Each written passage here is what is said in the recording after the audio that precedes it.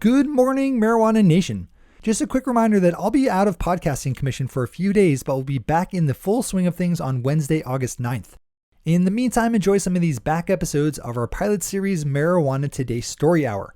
And of course, you can keep up to date on all the headlines while I'm gone by subscribing to the MJ Today Daily Headlines email newsletter over at mjtodaydaily.com and the MJ Today Media newsfeed over at mjtodaymedia.com/newsfeed.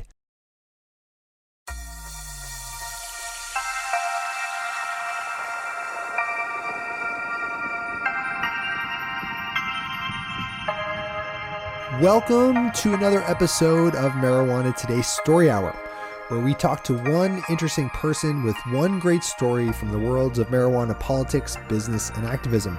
I'm your host, Shay Gunther, and today I'll be talking with longtime activist, entrepreneur, and a regular on our weekly podcast, Marijuana Today, Mr. Chris Crane. Chris's roots in marijuana activism go back as long as just about anyone else in the industry, having gotten started in college with a school chapter of the National Organization for the Reform of Marijuana Laws. Chris later became executive director of Students for Sensible Drug Policy and currently makes a living as president of Forefront Ventures, a consulting and operations firm specializing in legal marijuana. Chris is joining us today to talk about that time that SSDP was a hair's width away from potential disaster. But before we get to that, we need to thank our sponsor, the Marijuana Today Daily Superfan Slack channel. If you love marijuana news and consider yourself a superfan of our daily podcast, Marijuana Today Daily, then you might like our Slack channel, which is really just a bunch of chat rooms where we organize community. Email me at shay@mjtodaydaily.com to join in. That's SHEA at mjtodaydaily.com. So Chris, what's your story?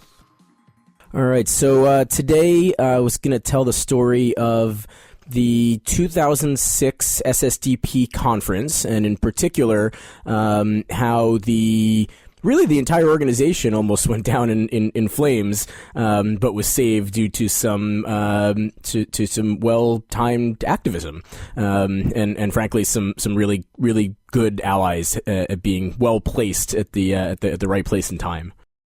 So in 2006, it was my first year as executive director at Students for Sensible Drug Policy. I took over in January of that year. So this was my first conference as executive director. And for those who are familiar with the organization, the national conference is really the place where folks get to know one another. And so, I had spent the previous 6 years working at Normal. And so I was relatively new to a lot of the SSDP membership by the time the conference rolled around that spring. And so it was my first time to introduce myself, the vision for the organization, that we wanted to take it in over the next few years. And of course, as every SSDP conference, a real opportunity to inspire, the new generation of student activists. SSDP conferences are really the place where students get hooked on drug policy reform. I've heard, hundreds and hundreds of stories at this point of students who, got involved, were sort of dabbling in marijuana activism or drug policy activism on campus, involved in a chapter, and then they came to the conference and they met students from all over the country, and they heard from their idols in reform, or people whose newsletters they had been subscribed to, and they hear from other kids on campuses around the country that are facing similar issues as they are. And it's really what brings them into drug policy full time, which dedicates them to SSDP full time, and makes them, in many cases, lifetime activists. So these conferences are tremendously important, and as you can imagine, logistically fairly challenging to coordinate. And we had some pretty big plans for this 2006 conference. We had a really beautiful hall booked at Georgetown Law School, which is a beautiful campus right in downtown DC, right near Capitol Hill. Former executive director Sean Heller was going to law school at the time at Georgetown, so we were able to use their facilities. So it was probably the nicest facility that we had used for an SSDP conference to that point in our 8 years. We had rented out 2 hotels, the Holiday Inn, right on Holiday Inn Capitol Hill, which is one of the nicer Holiday Inns I've ever seen, and another sort of a spillover hotel nearby. But the majority of our students were staying at the Holiday Inn. One thing at SSDP we've been famous for, especially in the early days, was really packing kids into hotel rooms. Right? I mean, we pride ourselves on stretching the value of $1 when it comes to conference planning. And so we, put him in the bathtub. Put him in the bathtub. I mean, yeah, it wasn't uncommon, certainly in the earlier days, to have, eight students in one room, 4 in the 2 double beds and everyone, the rest taking up all the rest of the floor space. This year, in 2006, we were very fortunate and we got a fairly large grant, to do the conference, put on the conference and to get students to the conference. Robert Field, who had been a long-time drug policy reform supporter, stepped up with a significant amount of money. We were able to secure sponsorships in a way that we never had before, and so we had a larger budget to play with than we had ever had before. And because of that, we were able to bring more students to the conference than we'd ever had at an SSDP conference. And that was a real goal of mine, to show that, in my first year that we could really, blow this thing out of the water and bring tons of kids from around the United States and around the world in a way that had never been seen at an SSDP conference. And we achieved that. So the first morning of the conference, the opening plenary session was one that I was especially proud of. For those who really follow the minutia of drug policy reform, and particularly about 10 years ago, will know that the executive directors and the leaders of the most prominent drug policy reform organizations don't always see eye to eye, and in many cases didn't really get along that well personally. And I thought it was really important, being that we were the student organization and that the students around the country really looked up to these leaders of these organizations, that we start the panel out with the executive directors of the most powerful organizations, certainly at the time, all on one panel. And the way that we were able to convince them to do that was that we didn't want them to talk about what their organizations were working on. We wanted them to talk about why students are so important to this movement and how students can help them achieve their organizational goals. And so we had this panel with Alan St. Pierre, who is executive director of NORML, Rob Campia, the executive director of the Marijuana Policy Project, Steph Shear, the ED of Americans for Safe Access, and Ethan Nadelman, the executive director of the Drug Policy Alliance. And I was the moderator of this panel. I was the person that was going to bring these folks together, who at the time were really fighting over strategy and fighting over money. And in some of those cases, personally had some issues. We'll leave that at those are probably stories for another time and another guest. That's another podcast. Yeah. That's right. And so I was extremely proud of this. The students were all really looking forward to this. And so we get the panel started, and about midway through, I don't remember whether it was our first or our second speaker, I get a text message from Micah Daigle, who was our recently hired outreach coordinator, fresh out of college, saying, "Emergency at the Holiday Inn, I need your help." And I'm looking at this going, there's no way in hell I'm getting off this panel. So I think I texted him back something like, "Deal with it." And a couple minutes later, another text, red alert, need your help. Please help. And I texted back something like, "Deal with it. I'm on the panel. We got other staff to handle this." So panel goes along. About 5-10 minutes later, I see all the way across the back of the room, 350 students and attendees in the room, and I see Micah Daigle in the back of the room, red-faced, jumping up and down, waving his arms, trying to get my attention, waving at me to come down. So I was like, okay, I think I waited until the next speaker started, and I knew I had a good 15-20 minutes to go. And I left the stage, and I go down and I see Micah, and I pull him into a hallway side so nobody can see what's going on, and Micah's, he's panicking, and understandably so. And he's saying, there's about to be a big bust at the Holiday Inn. And he proceeds to explain what had basically happened. So we had a room full of Canadian activists. We had just launched Canadian Students for Sensible Drug Policy, and they brought a bunch of kids down, and they had packed a number of them in one room, and they were the party room, I guess, the night before the first morning of the conference. Unbeknownst to anyone else at the conference, there was another conference being held nearby for some National Association of Narcotics Officers. Wait, like in the same hotel, or just like near in the same? I don't know where the conference was being held, but some of the attendees were staying in our hotel. So I guess what had happened was, the Canadians were hosting the conference, and this is no fault of the Canadian students in particular. These parties happen at every conference. That's just part of every industry. Yeah, in every industry and every conference. So the Canadians had been hosting, I guess, a party the night before. A bunch of students had been hanging out in their room, and somebody from the narcotics officers group or whatever just kind of wandered into the room. I guess the students had assumed that he was like a speaker at the conference. He kind of knocked on the door, and they're like, "Hey, how are you?" He kind of walked in. He sat in the room. He hung out for a little while, and he left. And I don't think anybody really thought anything of it at the time. Because they just thought he was probably a speaker with the conference.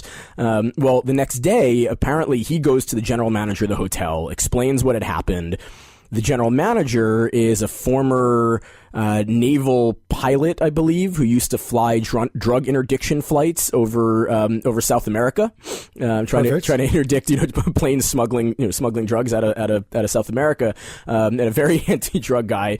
And he proceeds to tell. Well, first of all, he proceeds to tell the Canadian students that they're all kicked out of the hotel, which was problematic in and of itself. Now we've got about 12 kids who have nowhere to sleep that night. As Micah goes over to deal with it, he tells Micah that they are in the process of bringing. They've called Capitol Police, because we're literally on Capitol Hill. So this isn't even like DC Metro Police. We're on Capitol Hill. So they're calling Capitol Police at the time, and they say that the police are on their way with drug dogs, and that they plan to take them through every hallway of the entire hotel, to stop at every single door of the hotel. And if they alert on any room, that they're going to go in and they're going to search the room. And if they find any drugs, they're going to arrest the occupants of the room. And if they find drugs in any of the rooms, they're going to kick out every student in our room block, which would have been about 200 students or so, who literally would have been homeless that night, the first night of the conference. And they're supposed to be there for another 3 or 4 nights. So, well, they could all crash at Sean's house, right? we were making contingency plans as to what would happen here. We were calling up like everybody we knew in DC, and where can we put these? But this would have been a disaster, even if we had to do that. I mean, can you imagine these kids go back to their schools, what their universities would have said? We've been looking at, chapters getting their charters revoked by their schools, and parents, calling. And I mean, it literally could have sunk the entire organization. So my first thought is, well, let's go find Adam Wolf. Adam was a staff attorney at the ACLU's Drug Law Reform Project. He was a speaker at the conference. We knew he was in the room. And figure if anyone can go and talk to this general manager, let's Adam will know what to do here. So we go and we find Adam. We pull him aside. Meanwhile, I'm watching the panel, waiting for the speaker to finish so that I could go up there, go back up and introduce the next speaker. We pull Adam aside. We explain what happened. Adam goes, "Well, we really need to bring Graham Boyd into this." And I hadn't thought of that. And Graham Boyd is also in the room now. Graham, for those who don't know, was the executive director at that time of the ACLU's Drug Law Reform Project, and probably the foremost expert in the United States on drug search and seizure cases, drug dog cases. He'd actually argued some of these cases before the United States Supreme Court. So we pull him out, and I notice about the time we're explaining to him what's going on, that the speaker who was up there was just about finishing up. So I run back to the stage, and juggling, get myself back on stage. Thank you to the speaker who just finished, and introduce the next speaker, who I believe was Ethan Nadelman. I'm thinking, thank God Ethan is the next speaker, because Ethan is never going to stick to his 20 minutes. Right? Ethan is notorious for speaking way longer than he's scheduled, and so I was like, okay, we got some time to deal with this. Meanwhile, nobody in the room, of the 350 or so people in the room, have any idea what's going on here, other than the Canadians who we were looking for another hotel room for. So I go back out. I finish explaining what happened to Graham, and Graham's like, "Okay, let me go over to the hotel." I said, "Great." I was like, "Graham, can you guys handle this? Like, I really need to get back on stage. I can't let people know what's going on here. It's just too conspicuous with me not being there. I'm the moderator of the opening panel." He says, "You got it. Go ahead. I got this covered." So Graham and Adam and Micah, and I think somebody else go back over to the hotel. I go back up on stage and pretend like absolutely nothing's happened. They get to the hotel. They start meeting with this general manager, who then explains again to Graham what's going on. Graham starts explaining to him that, in a very Graham way. Graham is for those who know him, he's very calm. He's very smooth. He's very matter of fact. And Graham starts explaining in a very calm, collected way that what you are about to do here is constitutionally questionable. You are arguably going to be searching the rooms of many people at the hotel who have not consented to searches. There's really no precedence for them. He starts explaining that, when I was arguing a drug dog case before the United States Supreme Court, this is what happened. He literally pulls up Westlaw on his laptop. He pulls up and he starts pulling down case law on his laptop. And this GM starts explaining, well, when I was in the Navy, they could send dogs through our barracks anytime, and it was no problem. And Graham tries to explain, well, yes, that's the Navy, but this is the Holiday Inn. People who are staying in your hotel rooms have not signed up to give some of their rights to the U.S. government the way that you do when you sign up for the military. And this guy just doesn't seem to get that this is a problem. So Graham finally convinces him to call back Capitol Police. And he does, and he ends up talking to a couple of police officers who are literally in the car on the way to the hotel, from what they say, with dogs in the car. And Graham then starts to re-explain all of this to these police officers, these Capitol Police officers who are on their way over to search the hotel. And again, starts explaining to him the constitutional issues behind this, explains to him that he's been arguing this at the Supreme Court, that he has other attorneys here who have argued these at the Supreme Court, and what they're about to get themselves into if they do this is a massive case, a lot of publicity, something that is almost certainly going to work its way to the United States Supreme Court, and that they better be prepared for what they're about to enter into. The officers say, "Put me back on with the general manager." It's way too much paperwork. Yeah, this is not your normal, go sit at the back of a 7-Eleven and fill out a couple forms type of deal. They get back on with the GM. They explain to the GM, "We're not coming." They tell him, "You keep an eye out here. If you see any actual drug use or anything, then we can come back and handle it, but we're not dealing with this." The GM just, he's fuming. He's pissed off. He starts arguing apparently with the police officers, but they say, "No, we've already turned around. We're not doing this." So he now has no cause to get rid of everyone in our room block. We did have to find alternate accommodations for the Canadian students, which thankfully we had a spillover hotel, so that was easy enough. We did not lose all of our hotel rooms or room block. We did have to send. I sent a couple of volunteers to the hotel to very slyly shadow the GM throughout the throughout the lobby of the hotel everywhere he went, just to listen to him. And they did actually hear him telling one of the cleaning staff to tell the rest of the cleaning staff to look out for evidence of drugs and watch for drugs, and if he found them, to come to him immediately. So we knew that he was doing this. And then I believe it was Marijuana Today regular Dan Goldman, realizing that if we didn't find some kind of accommodation for the students that evening, that the students would again be partying in hotel rooms, which could be a huge risk to the organization. Dan worked out a deal with a local club that would allow anyone 18 and over to enter the club and to hang out in the club. They had a big balcony area. It was a very permissive club, and this was 2006. This was before marijuana was even decriminalized in Washington, D.C. And we were able to, later on that afternoon, make an announcement to the entire conference that we have a new venue for a party tonight, and it's 18 and over, and everybody's welcome. So please do not party in your hotel rooms. And that was the first time I think that anybody at the conference even had an inkling that anything had gone wrong. So all of this had happened. I mean, we literally had the conference blow up, the hotel blow up, the organization nearly blow up. And all this time, Ethan Nadelman has given his, we're the people who love drugs, we're the people who hate drugs speeches. All the students are eating it up and have no idea what's going on. Had Graham Boyd and Adam Wolf not been in that room, not been our speakers that day, SSDP might not be around today, might not have been around 10 years ago.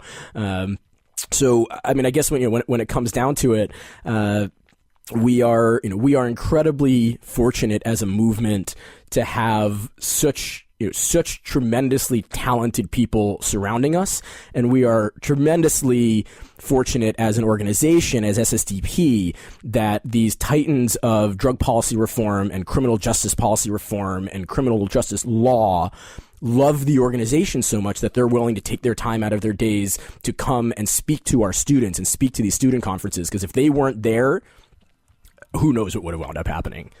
So that's my story, and I'm sticking to it. That's a pretty great story, Chris. That does it for this episode of Marijuana Today's Story Hour. Big thanks to Chris Crane for sharing that great story. Thanks to our sponsor, the Marijuana Today Daily Superfans Slack channel. And thanks to you for listening. We'll be back next time with one interesting person with one great story from the worlds of marijuana politics, business, and activism. Thanks for tuning in, spending some time with Marijuana Today's Story Hour.